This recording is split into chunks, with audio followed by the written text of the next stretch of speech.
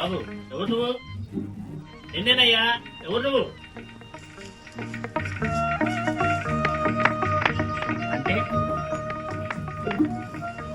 నాకేంటని అడుగుతున్నాను అనుకుంటానయ్యా.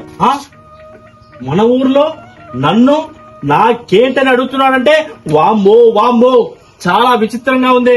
చూద్దాం ఇంతకాడ విశేషం ఏంటో. ఒరే అనుకుంటూ ఒక పావులాకి ఒక 10 పైసలకి చిల్లది ఎవరా? 10 పైసలు చిల్లర ఏంటయ్యా, ఇచ్చేద్దాం. ఇప్పుడు చెప్పు బాబు.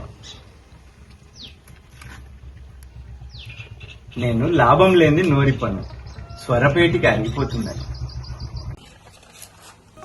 అవును, ఈ అరిగిపోయిన టెంకాయలు ఆ అగ్గి పుల్లలు ఏరుకుంటున్నావేంటి? ఈ అగ్గిపుల్లలకు తలలుంటాయి కానీ మెదడు ఉండదు.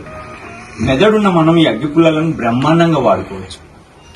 నేను ఖాళీగున్న సమయాల్లో వీధులంట తిరుగుతూ కాలిపోయిన అగ్గిపుల్లల్ని ఏరుకొని వాటితో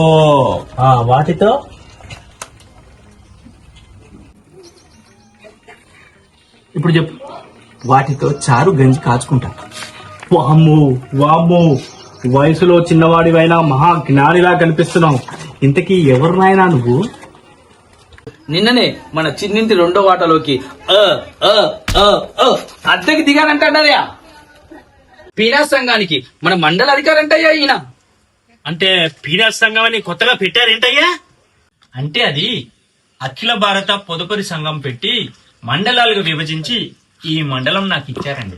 బాగుందయ్యా, బేషుగ్గా ఉంది. ఒరే అరుగును కదవా, నువ్వు కూడా ఆ టెంకాయలు అగిపులు లేరు. ఏం చక్క మనం కూడా చారు అవి కాసుకోవచ్చు. పుల్లలేరాలరా నేను పులిస్తాకు వెధవా. గాలివాన్లో విసిరకర్ల మేవాడి మొహం నా మొహం చూడు. పోతావురా రేయ్, నాశనం అయిపోతావు.